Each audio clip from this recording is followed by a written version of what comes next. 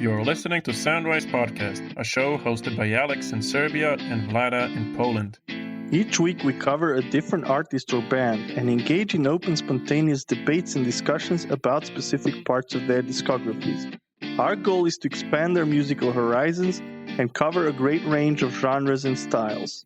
Find us on Patreon, patreon.com/soundrisepod, and on social media @soundrisepod. Hello everyone, welcome to another episode of Soundrise Podcast. Hello Alex, how are you doing today? Hello Vlada, afternoon to you, doing well, a bit tired. I was cycling on my way home, so just got back and I'm tired, but I'm ready to talk about today, to talk about a certain band today. So who are we talking about, Vlada? So today we consulted some of our fans, and one of our biggest fans, Stephanie, suggested this act.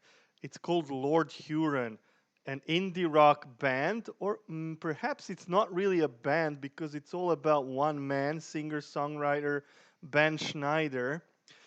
Some of you might have heard some of these songs if you watch certain shows like 13 Reasons Why or The Affair. So his songs seems to be quite popular among the TV shows producers. So today we're going to dig into his discography, which consists of 3 records, which is just perfect for our show. A few more pieces of information about Lord Huron. They were founded in Michigan in 2012, and that's when the first record also came out. Of course, as I mentioned, it's a brainchild of Ben Schneider. When we talk about the genres, we can define their music as indie folk, but we will see that over time, the sound evolved a bit, and we will talk at greater length about that as we delve into the records themselves. Another interesting thing about Ben Schneider is that he studied visual arts at the University of Michigan, and he got his degree in France before moving to New York City. So a very artsy and very worldly person, one might say. Actually, I got one thing wrong. The band was initially started in 2010, and the first record came out in 2012 after the release of his first EP. Nowadays, he has a more stable lineup, so we may not talk about it in terms of a one-man act, but more like a proper indie folk, indie rock band. So that's about it in short. So a band that is not perhaps widely known, but some of their songs have reached the ears of millions because of different TV shows and so on. So without any further ado, let's move on to the records themselves. So Alex, the debut record, Lonesome Dream. What did you think of this record? Okay, Vlada, so going into this band, when I saw that label, indie folk, the first thing that came to my mind was Mumford & Sons. That's a band that we have covered on the show before, so dear listeners, please check that episode out. It's really fun. And I kind of got that. I kind of got that Mumford & Sons feeling. I'm not saying that they entirely sound like Mumford & Sons, but there are some similarities, some significant similarities, like obviously the folk sound. Also, I think they have that typical 2010s kind of vibe, I would say, in terms of singing and instruments and all of that. And both of these bands are kind of radio friendly. Of course, I'm talking about this particular record. The obvious the obvious difference here compared to Mumford & Sons would probably be that Lord Huron maybe sound a bit more electronic, I would say. So, a version of Mumford & Sons, which automatically means that I wasn't too impressed with this. Some of the tracks had some good elements, so to say, some details that caught my attention. Maybe the strength of this album is that it has that melody that really makes you emotional. So whenever you're feeling down, and you just want that proper cry, you just want to let it all out, I think this album could actually help you uh, because of the atmosphere that it creates. Um, one of the most emotional songs maybe was, I think, "The Ghost on the Shore," and I think the whole album is pretty much in that theme, so to say. The rest of the tracks, some of them have some catchy riffs, catchy tunes. "She Lit a Fire," "The Man Who Lives Forever" has a nice rhythmic beginning, which kind of um, describes the whole song basically. And yeah, it's good. It's, I think, or it used to be popular on radio stations when this album came out, I would say. But at the end of the day, not entirely um, my taste. So, Vlada, what were your impressions? Well, first of all, I have to say that I kind of disagree with you. I don't think that this band sounds like Mumford and Sons. Of course, there are certain parallels, like there are certain parts that might be reminiscent, like the way the chorus builds up sometimes. But I think a more appropriate comparison would be somebody like I don't know, Sufjan Stevens or Bon Iver or stuff like that. I don't know, Iron and Wine, any of that stuff really, because this is more introspective indie folk rather than some kind of bluegrass band wannabe like Mumford and Sons seem to be. So I just don't see this comparison as being fully valid. I can understand that there are certain similarities that I can also hear, but I think it just does a huge disservice to this artist that I feel has many more layers compared to the likes of Mumford and Sons, especially But lyrics that's what I wise. said. I said that there are some similarities. They don't sound entirely like Mumford and Yeah, but Sons. you made it sound like it's a very similar act to Mumford and Sons, which is not. I just think, for our listeners' sake, that it's important to point out that this doesn't really sound like Mumford and Sons. It's more like, I don't know, Bon Iver, Phosphorescent, even M. Ward. Those are the artists that came to my mind when I listened to this. So, of course, certain parts do remind me of Mumford and Sons, but that's not the overall sound. The overall sound and atmosphere is very different. As you mentioned, it's kind of more electronic. What I would say about that, it sounds kind of more psychedelic, right?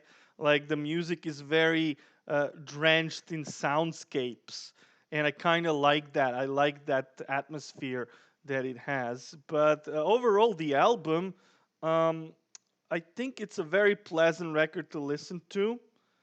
But for example, the second track, "Ends of the Earth," has a bit of a generic indie folk chorus, and this is one of the flaws that I find with this. Sometimes it sounds too much like other similar acts that we mentioned, even Mumford and Sons. So I'll give you that. Uh, Oh, finally. yes, but it's also interesting to read and listen to his lyrics, and I find it a bit funny. For example, Is it uh, Insily again? no, no, no, no. Not in the slightest. Nothing that I noticed. Maybe your keen ear has noticed something that No, no, no. no. Just Okay. I'm just asking No, questions. no insults here. As far as we know. I mean, we don't know the guy, so we won't comment Yeah. on that any further. So, for example, the title track, "Lonesome Dream," I really enjoyed it. It's kind of melancholy, and that's also another word that springs to mind when you listen to this. It's very melancholy, and the picture that he paints with his lyrics is quite interesting. But the problem is that it seems like every single song has the words wood and lake. Did you notice this? And also Um, ghosts. Ghosts are like in every other song as well. no, because the overall songs just weren't too interesting, so I didn't make an effort to read the lyrics, to be honest. Well, I really think that for this kind of artist, it's really important to get into their lyrical imagery because some of it is quite interesting. Actually, in on this record, while I like the lyrics overall, I think they are too repetitive. Like some of these words keep cropping up, and at times it might seem a bit pretentious. But another track that I would single out here is "Ghost on the Shore." Also very poignant. It's about death. Um, you almost have Yeah. the feeling that he's saying goodbye to the world. Uh, he's there's a lot of this imagery of supernatural power, life beyond death, staying in the form of a ghost haunting places that you used to love, stuff like that. I mean, it's kind of, I think, to really dig deeper into this, you may need a few more listens. But it's a very interesting imagery that he paints, albeit not that original. I feel like this has been done by others. And here I am looking at my notes and I wrote one thing.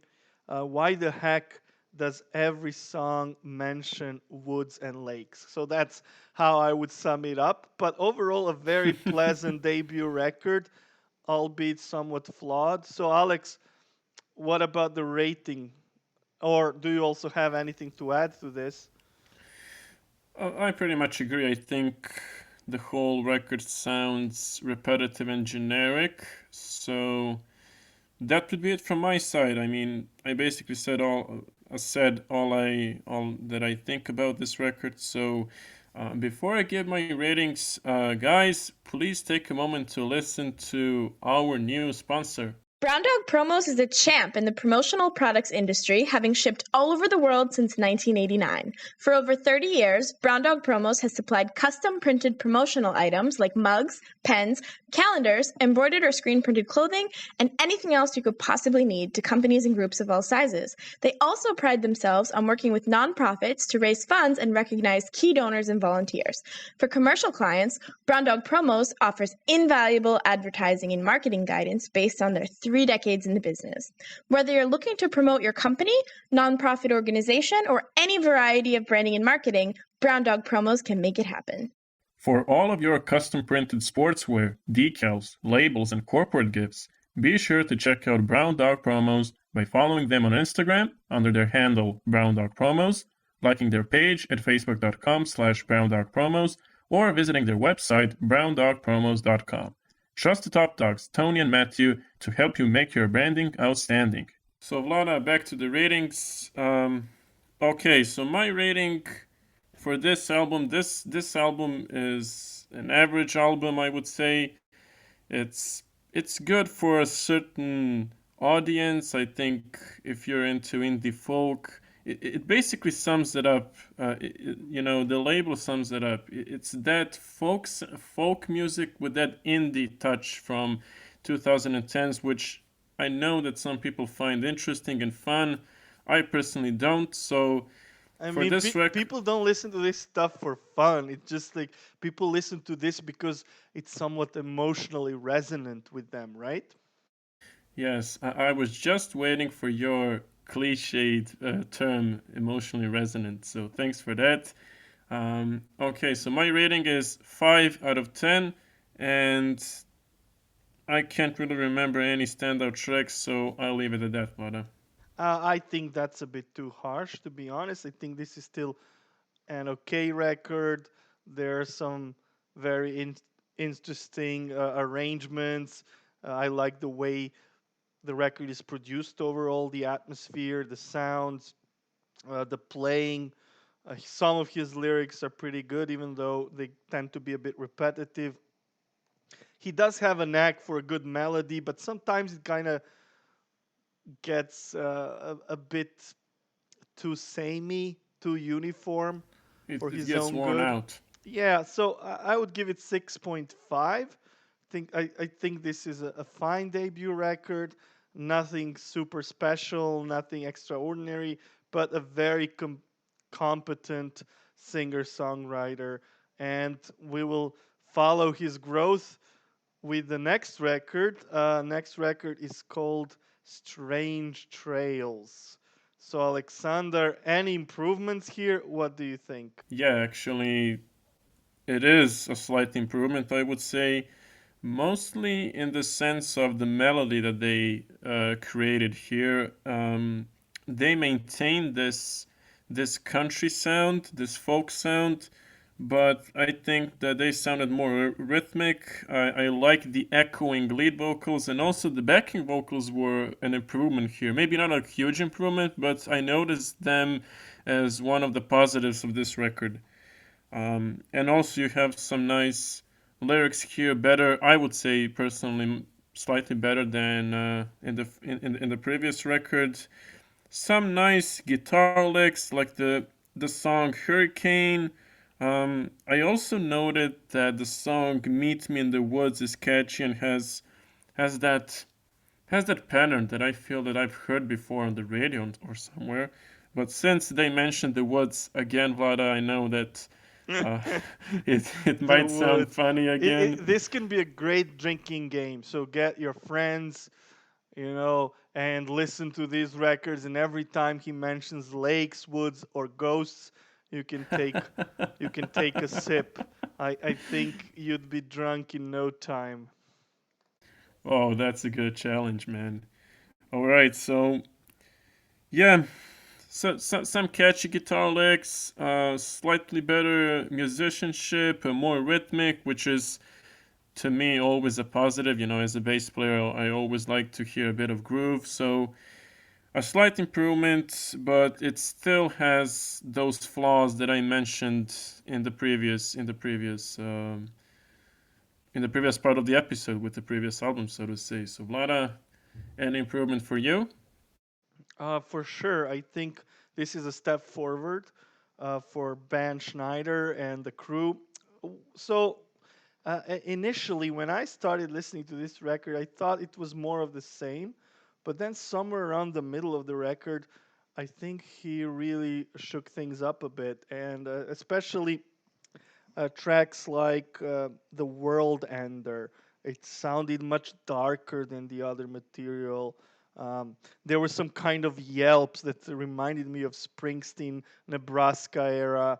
Also, this track reminded me a bit of Arcade Fire's darker stuff on Neon Bible, for example, for those of you who are fans of Arcade Fire. And you know what's interesting? I also read about this band that he was inspired heavily by Western films. And you can also sense that in some of the lyrics, especially this one. He sings a lot about the revenge, about some kind of outlaw that goes out to avenge himself and others. A lot of themes such as resurrection and, a lot of supernatural elements.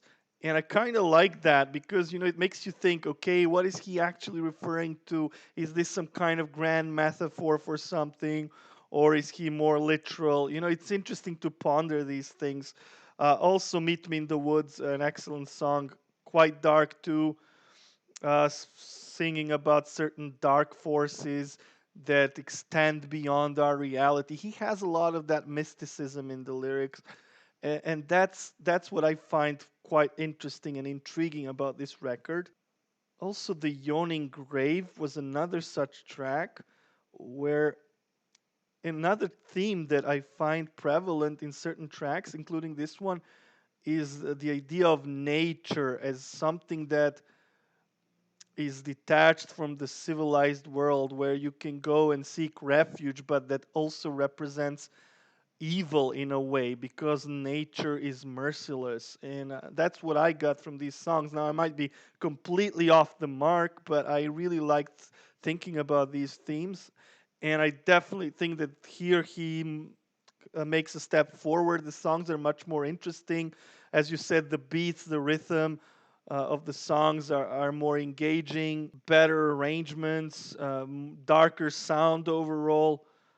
Especially the middle of the record is drenched in that dark melancholy that this artist seems to be particularly fond of. So, definitely a great improvement over the first record that was already somewhat promising. So, now I'll get back to you. What do you think? What's your rating, and is there anything else you would like to add? That's kind of it, Vlada. You summed it up pretty well. I just I just wouldn't say that it's a great improvement, but it definitely is better than the debut record, which is good. If you manage to make good subsequent records, that's always a plus. So my rating for this record is slightly better. I'll say 5.5. And actually, there is a standout track here. Dear fans, you might be very happy about is that I finally have a standout track. So I'll go with Hurricane, Vlada. All right, pretty good. I think this one deserves 7. A really good record, an improvement over the first one, as I said. As for the best track, I'm kind of in two minds between the World Ender and the Yawning Grave. Maybe the World Ender, but I think that might change with more listens. So I definitely love the way he developed his sound here, even though some of the songs sound pretty much the same as on the first record, but then when he gets a bit darker, things get much better. So yeah, a nice improvement for me. And let's move on to the final record that came out 2 years ago called Vie Noir. And Alexander, what about this one? What do you think? This is definitely a departure from the first two. Wouldn't you agree? Yes, yes, definitely a departure and a good departure, in my opinion. Here, it sounds like the record sounds like they decided to part ways with country, with the folk sound, and kind of attempted to sound more indie or even more post punk, which is absolutely an improvement and an upside in my opinion. A record that has plenty of good tracks. Some of the tracks are, you know, good dance tunes, like good for parties or something. Or should I say, Vlada, they are danceable, right? Oh my god, please don't. The infamous word that I used in one of our The episodes. infamous invented word. It actually Alex and I exists. love creating English language, changing it a bit for the better. Yes, we're being creative. Totally creative. All right. So, plenty of good dance tunes, but the thing that I would absolutely highlight here is the music, because it has that great sharp bass, which is very pronounced. And unfortunately, as an inactive bass player, I would say that that kind of sound is really fun. That kind of setting for your bass guitar when you up the mid and the treble and you just play with it. It's so fun for jamming and for building up, the atmosphere and the energy. Obviously, you need a good drummer, which was the case here, I would say. I also have to praise the album artwork. It's a very interesting minimalistic design. I'm not sure what this item is. Do you have any idea, Vlada? I wasn't really thinking about it. It does look cool. It's some kind of geometric object. I don't know. It does look kind of like some kind of portal, or you can say it's some kind of diamond. You can interpret it in many different ways. It's just green lines on the black surface, and it kind of captures well the sound of the record, I would say. Yeah, yeah, definitely. It has that modern, simple, straightforward kind of feel. So I was pleased with this record, and I feel that I'll go back to this. However, I can't say that this record blew me away. I don't think the lyrics are particularly deep, or I don't know. I don't think that they necessarily like catch your Well, guess attention. what? Guess what? He doesn't mention lakes and woods and ghosts anymore. So it's already I a huge step definitely, forward. I definitely praise this departure and this switch. So a very positive improvement. I was very pleased with it. plenty of good tracks. Okay. So this time it will be a bit difficult to find a standard track, guys. It's a totally different situation here. But I can mention the first half of the record is like really good. It really punches you in the gut. Towards the end, some of the tracks are not as good as the first half. You also Is have the some first half in your face? totally, absolutely. It just, it just slapped me when I plugged my earphones in and played it. It just like I was like, oh, what's going on here? Is this like a different lineup, or you know, did they decide to kind of abandon the country sound? And to be honest, they kind of did that. So Vlada, what were your impressions? Was this an improvement or a step back? What do you Well, think? as I said, I also think it's a huge improvement. As I mentioned, he abandoned some of the usual tropes that kind of plagued the first two records, for better or worse. I don't know, some people love that kind of stuff, so for them, this might be a step back, but for me, it was definitely an improvement, even though you could already sense that evolution on the previous album. Um, okay, so here he started painting a different imagery. You know, he went from woods and lakes to space, stars, universe, I don't know, all kinds of metaphysical stuff as well. Well, we already had metaphysical stuff on the previous records, but here it's articulated differently. And there's more. The sound overall, as you said, is more post-punk, colder. There's a more electronic sound that replaces that country warmth that you could find on the previous records. So now this may not necessarily be an improvement for some people, but I think for Lord Huron it works perfectly. I love what they did with the sound here. There's a lot of psychedelic riffs. There's a lot of interesting keyboard sounds, you know, these kind of cold, robotic, almost robotic sounds. Some tracks are quite mystical, like Ancient Names, with its psychedelic riffs and a more upbeat beginning. And there are two versions of this song actually, which I found very amusing. The second version is even more upbeat than the first one, and it's Both are really good. yeah, and it's very space rock. A complete change of the sound compared to the previous record. That's a perfect example. These two tracks, Ancient Names 1 and 2. Secret Life is another good track with more mysticism. Uh, and I like how he keeps mentioning certain concepts, like Ancient Master is also mentioned here, and The Ender. And he had a song on the previous record, I think, or the first record. Oh, it was the first record, The World Ender. So he has certain metaphysical concepts that are kind of intriguing because you don't quite know as a listener what he's referring to, so it's very much open to interpretation. And you know what? I really like that approach. I mean, it's not too vague. Like you can get a sense of what he's talking about, but at the same time, it's still open to interpretation. And Just right. it almost seems like he has like a world of his own that he's trying to build with his lyrics.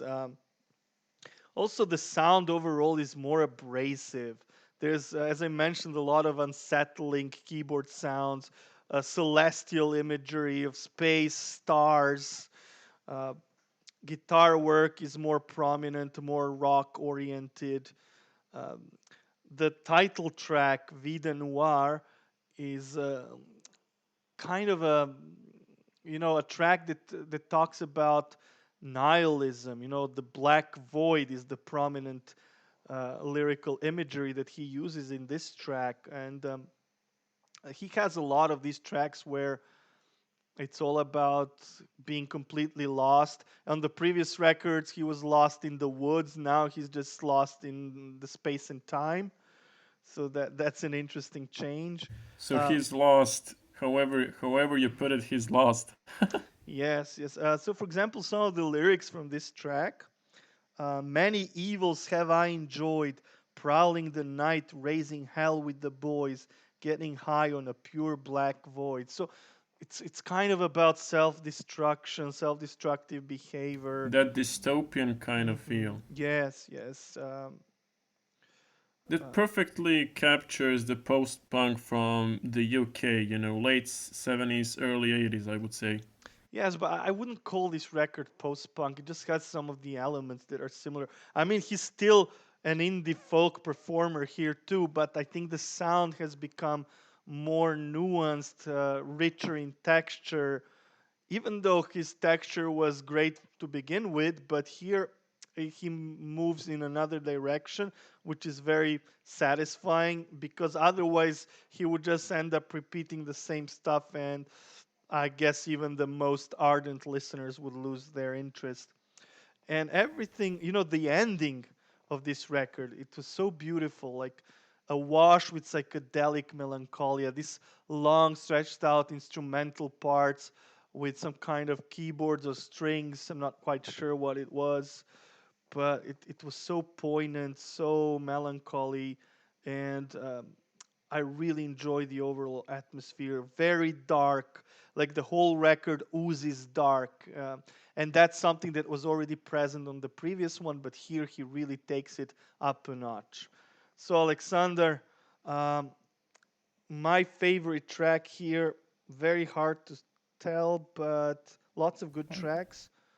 But I maybe, feel you. maybe, maybe Vie Noir or The Black Void, the title track. I really enjoy that one. I think it kind of encapsulates what this record is all about. So, ratings, Alexander, what is your rating here? Okay, my rating is somewhere between 7 and 7.5, but I can definitely see this rating going up in the future. Maybe I just need some time to recover from the previous two records. Um, but the standard track is pretty hard to pick, Vlad. I definitely feel you on that. So, okay, I'll go with Ancient Names. The first version, part one, that's a very good track, very groovy. But the rest of the record is definitely worth listening, and that's my kind of final verdict on this album. But back to you. Uh, yes, I think personally that this record deserves 7.5, which means that it's a really good record. I'm not sure if I would bump it up to 8 because 8 would already indicate a certain kind of excellence that I feel is still missing, but I might change my mind because I really enjoyed some of the tracks here, and perhaps with subsequent listens, it would grow on me. So I leave that possibility out there. I'm really glad we listened to Lord Huron. I think the guy, Ben Schneider, is an exceptional talent, a very good songwriter. He has a knack for interesting imagery. He knows how to draw you in, even if his lyrics are not always 100% clear. So that's a certain kind of skill because it doesn't sound like utter nonsense and it's still open to interpretation. So very talented in that sense. Very pleasant vocal style, even though it kind of sounds like something you might have heard millions of times before. So overall, a really, really cool indie rock, indie folk artist. So if you like the likes of maybe M. Ward or Iron and Wine or Bon Iver or is it Mumford and Yvel? Sons. No, no, not Mumford. I don't think that's a good. I don't think that's a good comparison at all. I think it's way off, way off. That's just my opinion. Wow. I just don't hear it so much. Maybe on the first record, there are some of these upbeat choruses that just go up suddenly and kind of sound all the same and generic. But then he kind of changed that on the subsequent records, don't you think? Uh, he did, but okay. My problem with the first two records isn't about sounding like Mumford and Sons. It's maybe sounding generic, uh, which is a problem with Mumford and Sons as well. But that's how I would describe it. Yeah, yeah, I agree that certain songs did sound generic and left me, well, let's say underwhelmed. But I think that, first record is always a difficult record to make, and I feel like this artist has a lot of potential to grow. I think that the last record we talked about shows how talented he is and what he's truly capable of. And I think I might listen to it a couple of more times after this show. I'm not sure I will necessarily revisit the first record, but Vida Noir and Strange Trails, even, I think those records are worth revisiting for sure. Yeah, to be honest, if I were to host a house party or maybe be a DJ for a certain house party, I would definitely consider playing some of the songs from the third record. So that's a good thing, I guess, because it's so good for building the atmosphere and making you dance. Basically, I'm not gonna use that word, Vlada. So don't worry. But you know what I mean, right? This is not dance music, though. This is something else. This is very dark, very, it requires a certain amount of attention. It requires of the listener to pay attention to the lyrics, not just music, especially the imagery he uses. So I don't know. I just don't see this as something you would like to listen to with other people. This is more A solitary. post-punk gig, maybe. Eh, I don't know. So this is more of a solitary experience by all counts. All right, so Alexander, any last words? Okay, guys, you heard everything that I said about the first two records, so no need to reflect on that. The third record, a big improvement. Really pleased with that. So that's kind of it. And before we go, guys, please take a moment and listen to the ad, and don't forget to check out our sponsor, Brown Dog Promos, for any kind of customized decals, labels, calendars. You can just approach them and they'll get the job done, right, Vlada? That's right. So Brown Dog Promos have had 30 years of pure excellence. If you need great promotional items, pens, t-shirts, or anything like that, they are your guys. Really, we're honored to have such a great sponsor, and we can vouch for their quality. Definitely. And guys, please bear in mind that all the links for Brown Dog Promos will be put in our description.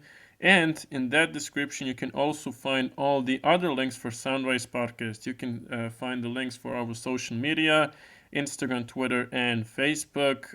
Also, we have a music discussion group on Facebook. So, guys, if you want to join that and discuss stuff with us, just send an invite and we'll accept you. And we will also be happy to discuss stuff with you.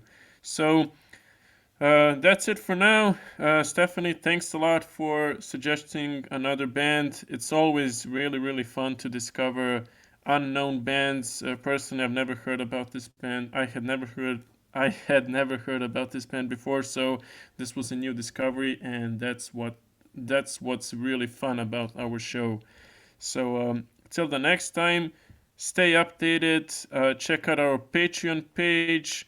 Patreon.com/soundwavespod. Stay safe and we'll see you soon. Write a review, and then you can share it. With the world. In any social media platform. And then your friends see it, and you can share and discover new shows together. This is Steph, instigator of Pod Rev Day, Podcast Review Day. And I'm Andy from Inspired Money. And I'm Ariel of Earbuds Podcast Collective and Castbox. We're here to tell you everything you need to know about Pod Rev Day. Which is on the 8th of every month, of every year, of every century, of every, you get it. We are posting podcast reviews as part of #PodRevDay, Podcast Review Day. Because podcasters work their butts off and deserve to know how much they've impacted your lives. And you can do that through reviews. Even 1 star feels surprisingly good. Does It it? lets you know that people are at least listening. Don't be a passive podcast listener. Write a review and tell your favorite creator what you love about their podcast or about a specific episode. And to participate, you just need to do 1 review. And we'll see you every 8th of the month. Pod Rev Day, because podcasters deserve to hear it.